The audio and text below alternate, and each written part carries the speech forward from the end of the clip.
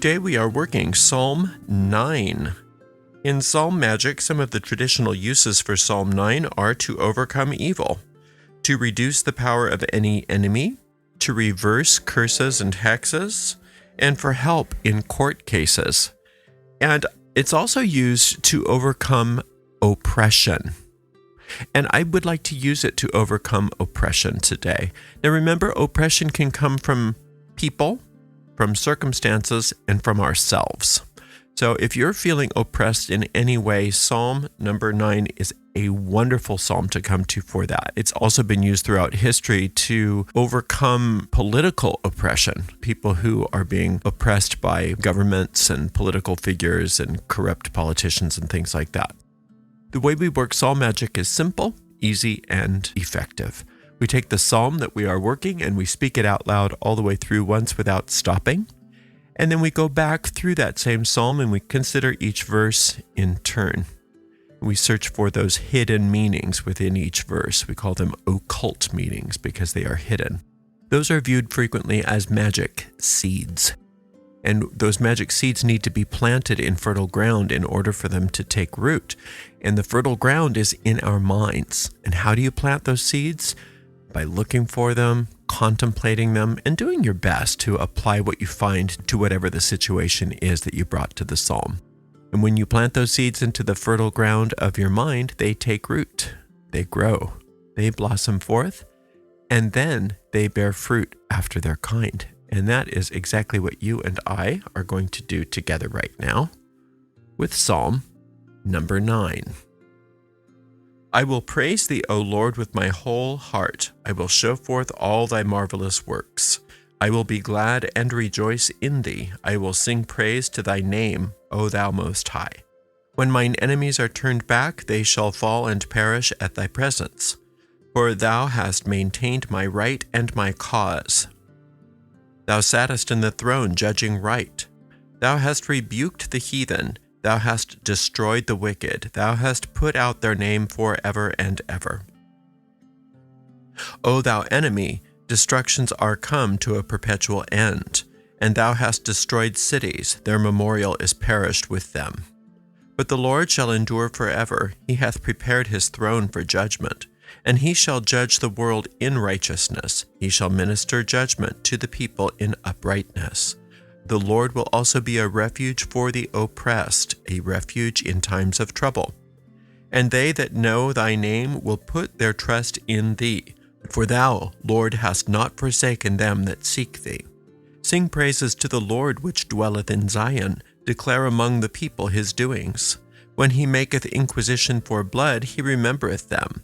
He forgetteth not the cry of the humble. Have mercy upon me, O Lord. Consider my trouble which I suffer of them that hate me.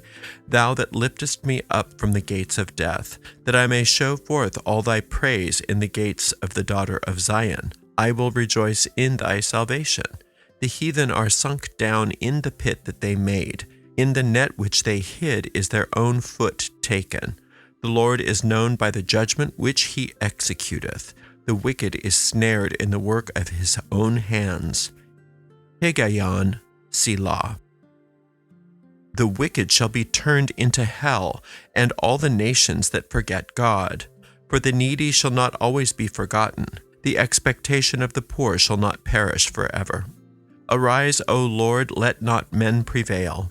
Let the heathen be judged in thy sight. Put them in fear, O Lord, that the nations may know themselves to be but men.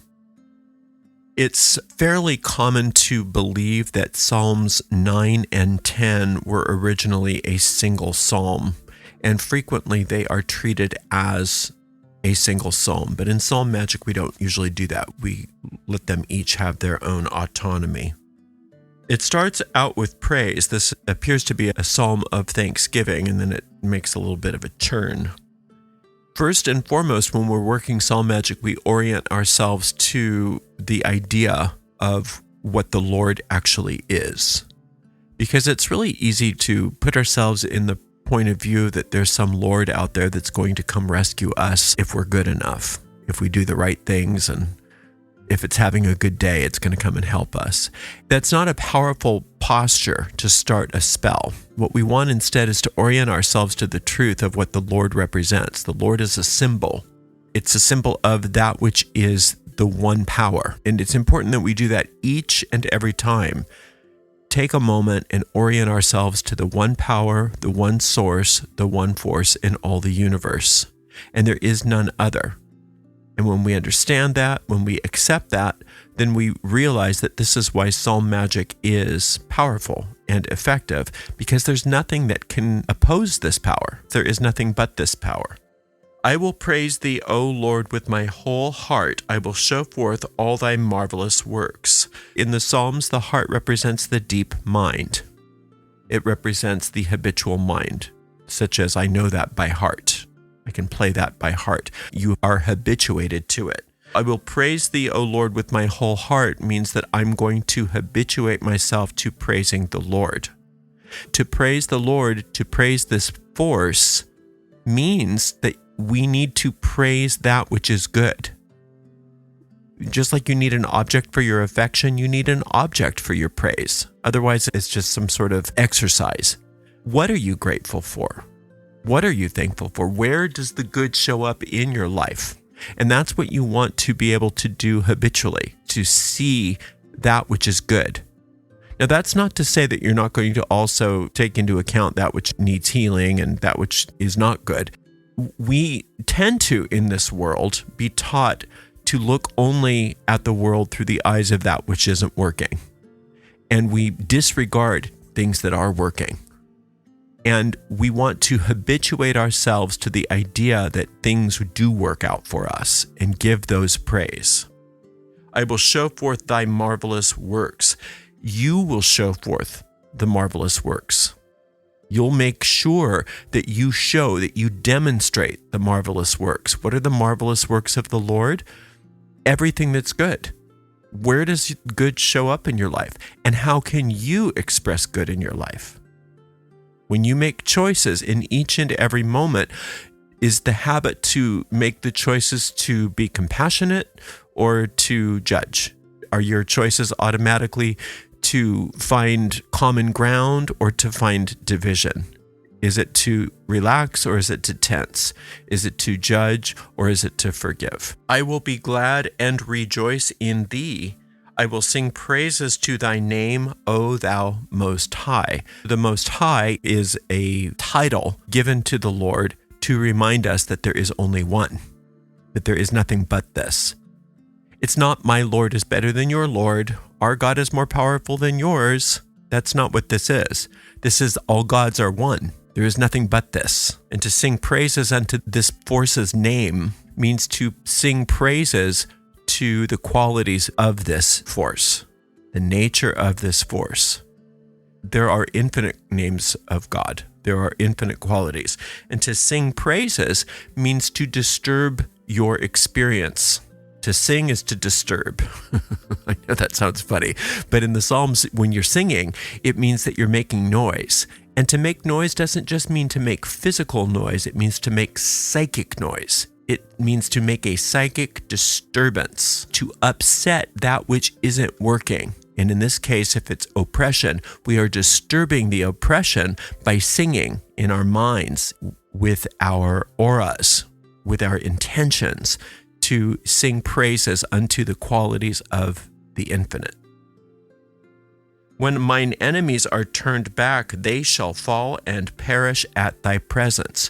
So when we turn this key of singing praises to the qualities of that which is the one and only force in the universe, what that does is it allows for the oppression in our lives to be turned back, to be destroyed by its own oppression.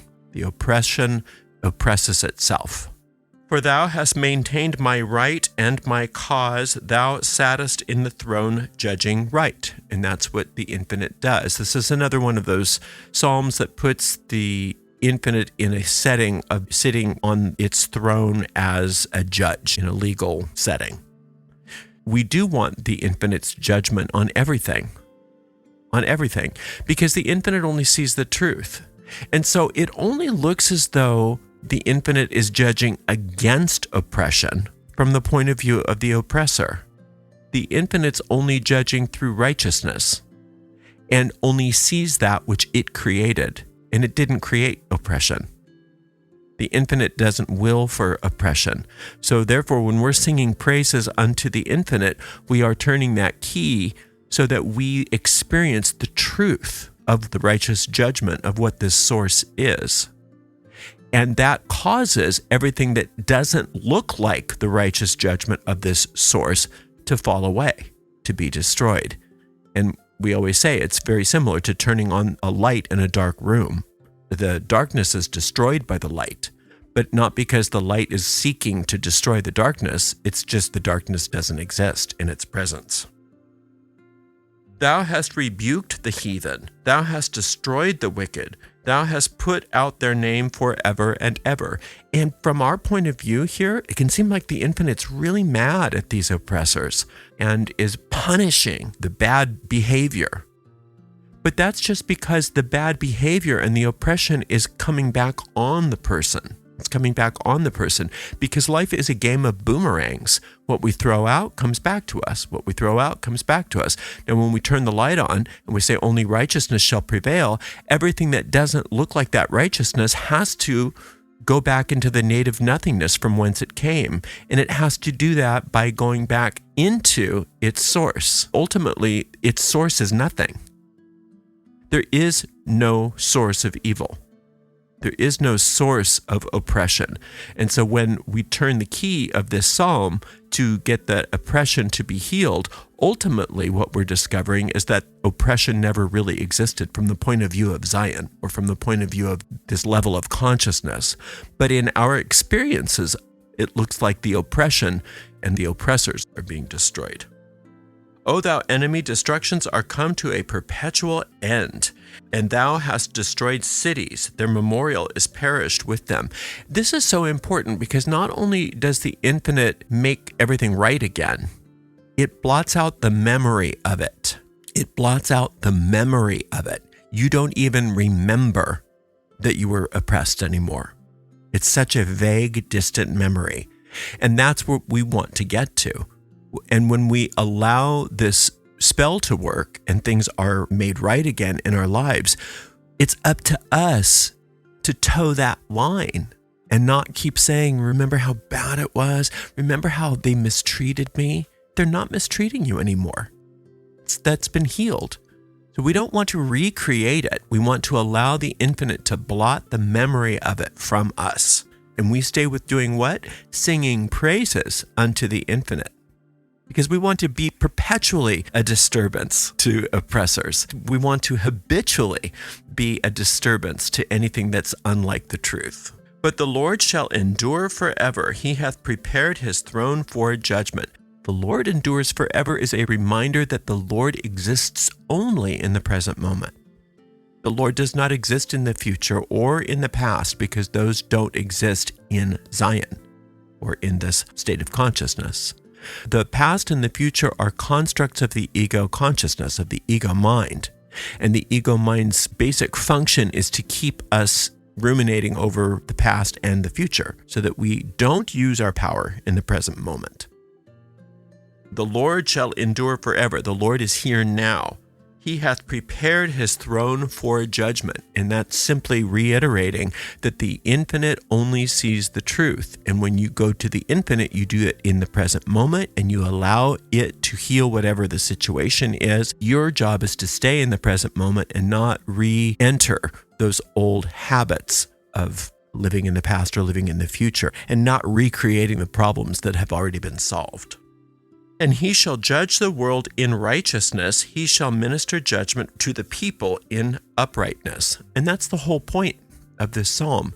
Once we are connecting to the righteousness of this power, and righteousness means right-mindedness, healthy thinking, sanity, peace of mind. When we connect with this sanity, this right-mindedness, this healthy thinking, this peace of mind, it permeates every aspect of our consciousness, and anything that doesn't look like that is destroyed from the point of view of problems. Like the darkness is, quote, destroyed when you turn the light on. The whole point of this psalm or any psalm is to connect with that vibration that is the infinite, or what they call the Lord, so that the Lord's judgment prevails. And the Lord's judgment is that you be happy.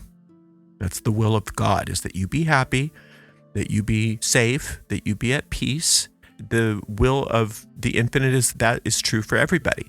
And all of these illusions of oppression and darkness be something that we awaken from and that we no longer perpetuate. The Lord also will be a refuge for the oppressed, a refuge in times of trouble. So it's telling you what to do when you're feeling unsafe, when you are feeling oppressed, when you are feeling in trouble. You go to your refuge. You go where you are safe, and you are safe when you call upon this power, because this power's will is for your safety, for your happiness. And they that know thy name will put their trust in thee, for thou, Lord, hast not forsaken them that seek thee.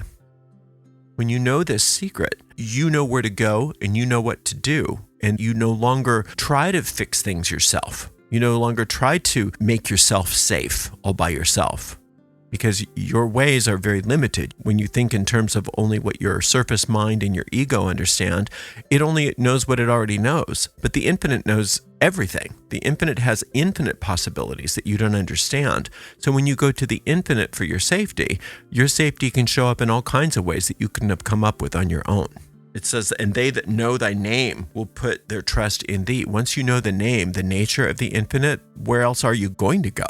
Why would you go anywhere but the source of all that is? Why would you even consider that?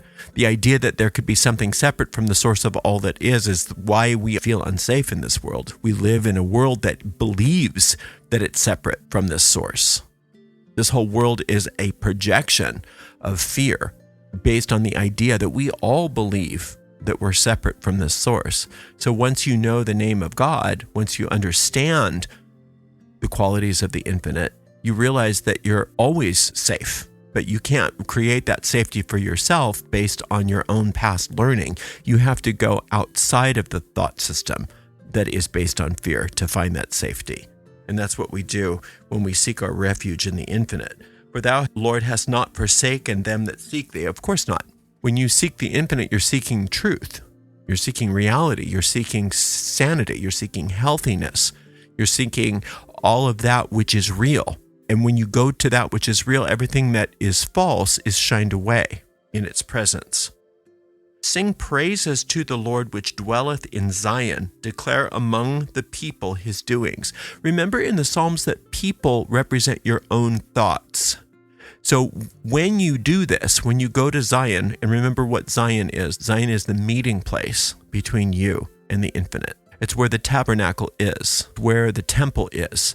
In Zion, you have to climb. That's you climbing up, meaning rising in mind, in consciousness, to the best of your ability, so that you can meet this infinite intelligence. Without climbing Zion, it's as if you're saying, well, I want to keep all of my false beliefs. I want to hate them and I want to hate myself. I want to just indulge in all of these false beliefs. And can you fix it for me? That's not climbing Zion. So you got to climb up that hill to get to the tabernacle. You must rise in consciousness to the best of your ability. And then the infinite will do the rest for you. Sing praises to the Lord which dwelleth in Zion. That means that you're going to use the idea of singing, and you can sing with your physical vocal cords. That is absolutely fine. But let's think in terms of what singing means in regards to raising your vibrations. When you sing praises to the Lord which dwelleth in Zion, you are doing what you can to raise your vibrations. And you do that by praising those qualities of the infinite or the names of God. And then it says, declare among the people his doings. Remind your doubting thoughts what you're up to. Don't let those doubting thoughts bring you back down into those ego realms. Re-educate your own thoughts and be disciplined with your mind. When he maketh inquisition for blood, he remembereth them. He forgetteth not the cry of the humble. This idea that the infinite is going to destroy your enemies or kill your enemies or punish your enemies because he's not forgetting the cry of the humble is a very dramatic, ancient image, and it's a powerful one. It's a fabulous one to use, but understand what that means. From the point of view of the darkness, it's so scary when the light comes on. So it seems like there's this big battle, and the light is just going after the darkness and kicking its ass. But in reality, that's not what's happening. And that's not what's happening here either. But it can seem like that because it looks as though your oppressors are getting punished because everything is righting itself again. But the idea is not that the infinite is going to punish its own creation. The infinite's not going to punish its own divine child. But it can seem like that from your point of view when it looks as though the oppression ends. It looks as though the infinite's punishing them. Have mercy upon me, O Lord. Consider my trouble, which I suffer of them that hate me. Thou that liftest me up from the gates of death. In the Psalms, for us, mercy always means the solving of the problem, the answering of the prayer, the fulfillment of the goal. Whatever you've brought to this psalm to get help with is mercy. It's solved. It's taken care of. So have mercy upon me, O Lord. Consider my trouble, which I suffer of them that hate me. Very clear. This is your petition.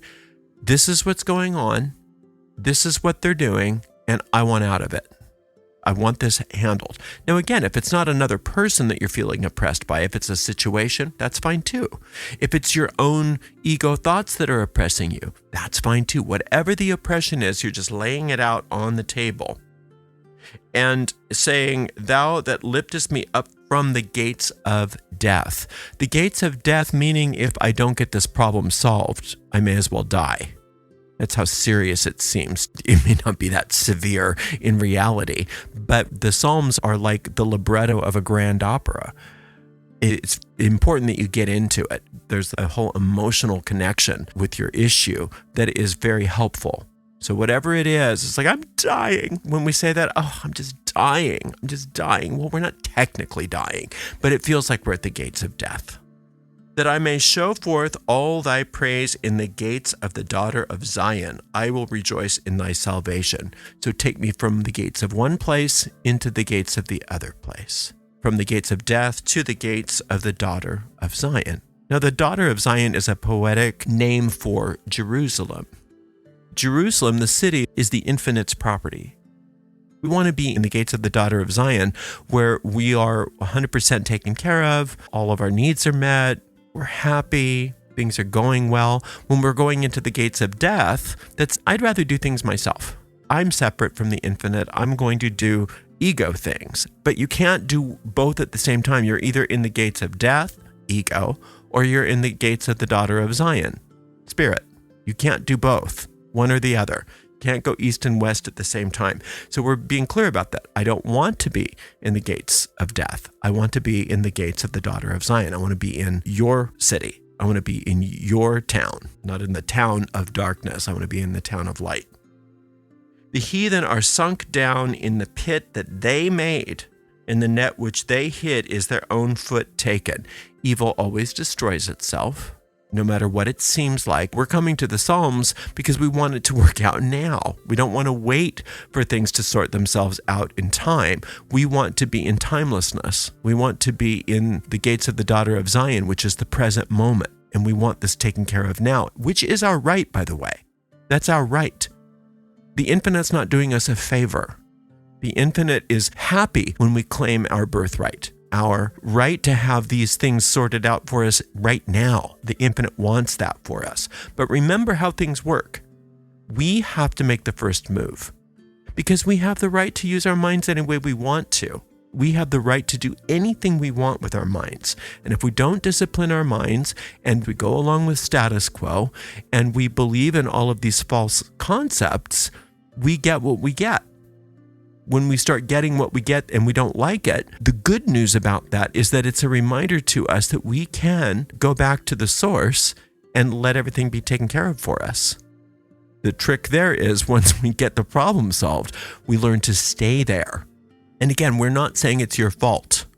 Boy, I got to be careful that we say this because people really misunderstand that. And they say, oh, I get it. It's my fault. Or, oh, you're blaming the victim. No, it's not your fault that you're in this. You're like everybody else. It's not your fault that you were raised to not know how your mind worked. It's not your fault that you've been taught by generations of habitual learning that things work in a way that they don't really work. It's not your fault, but once you know better, you can do better. And that's what you're learning how to do. And you're going to be ahead of the pack now because you're learning how to use your mind in a way that most people never know. The Lord is known by the judgment which he executeth. Isn't that great? It's the same idea that the name of God means the nature of the infinite. It's God based on what God does. And the judgment that God executes is the nature of God. When you go to this power, when you go to this force with an issue and the issue gets solved, you know you went to the source. You know that because of your success. You know the infinite by its effects. The fruits of a tree show you what kind of tree it came from. The judgments of the infinite are how you know that the infinite's there. You know it because it works. The wicked is snared in the work of his own hands. Higion Selah. Anything that is not of the infinite, any part of this illusion that is oppressing you is going to be taken care of by its own undoing. The more you have a hands-off approach and you don't try to help things along, it'll help itself along. People end up being their own worst enemy. The serial killers eventually screw up because they get so arrogant about what they do, they get caught. Whatever it is that's oppressing you, it's going to get itself snared in its own net. And if you have a hands-off approach, if you detach from it and you turn your attention to the infinite, it helps that happen much quicker because you're not helping them delay. So hands off, let it destroy itself. Whatever the problem happens to be, even if it doesn't have anything to do with another person, it will still resolve itself. Higion, Selah, they're both musical terms. Selah means to pause. And so when you have Selah in a psalm, it's usually a reminder that this last verse was important. So you want to think about that. Higion, we don't know for sure, but it seems obvious to me that it means allow the harpist to play. Allow that harpist to play while we consider this. Let there be a musical interlude, so it's even longer of a pause than a normal Selah. It's that bardic imagery. When the bard is telling a story or speaking a poem while playing the harp, when it stops for a minute to let that sink in, just let that harp keep playing. Let that meditation keep moving. The wicked shall be turned into hell, and all the nations that forget God. When hell is mentioned in the Psalms, it's Sheol. And that's native nothingness. It's just nothing. So the wicked will return to the native nothingness from whence it came. It's not the people's souls that are going to go to hell. Souls don't go there because souls aren't nothing. Souls are created by the infinite. But their wicked behavior and everything that affects their behavior will be returned to the native nothingness from whence it came. Whatever the problem is, no matter what it is, it's going to disappear. It's going to disintegrate. It's going to evaporate. For the needy shall not always be forgotten, and the expectation of the poor shall not perish forever. So your needs aren't ever forgotten. Whatever your needs are, they're not forgotten. And the poor will not perish forever. Whatever you're going through, even if you didn't come to the psalm, it would eventually resolve one way or another. But now we are recognizing that we don't have to wait. We don't have to wait for time to sort this out. We went right straight to the source. And since we're now in the present moment where all power is in Zion, it's handled now. It's already handled. We've used our mind in a powerful way. We've said, enough. I'm not trying to fix this myself. I'm not trying to deal with this myself. I'm going straight to source. And source says, okay, well, now that you've used your free will to come to source to get this taken care of, let me take care of it for you. We are co-creators in this. Arise, O Lord, let not man prevail. Let the heathen be judged in thy sight. When we say arise, O Lord, the Lord wasn't sleeping, but it appears as though the Lord was sleeping because until we invoke, there is no response. If there's a response before an invocation, there is no free will. It's an attack. We're just automatons. We're just robots. You do what I say. You do what I say. That's not how it works. The infinite's given us free will. So it seems to be dormant. But remember, there's that line in the Bible, before you call, I shall answer. That just means that there's always an answer to any problem. There's a solution to any problem. And once you call, that answer will reveal itself to you. It's all ready for you. It's the nature of things that the solution is created at the moment that the problem is created. Because the problem ultimately doesn't exist. In the infinite's mind, there are no problems. But when we have problems in our world, automatically the solutions to those problems are created. It's just part of the nature of things. It's just how things work here. That's the mercy of the infinite. Put them in fear, O Lord, that the nations may know themselves to be but men, Selah. To put them in fear means to cast out this oppression. To cast out this oppression. And the nations are the overarching thought forms in our mind, so that all of our thought forms will know, when it says they are but men, that these oppressions are nothing but illusions. They're nothing but ego structures, and the infinite has this. You just keep coming back to the same psalm each and every day, and once you get a sense of peace and certainty about the situation, then you know your spell is cast, and then you can stop working it and go on to something else. Thank you so much for spending some time with me today. Until next time, blessed be.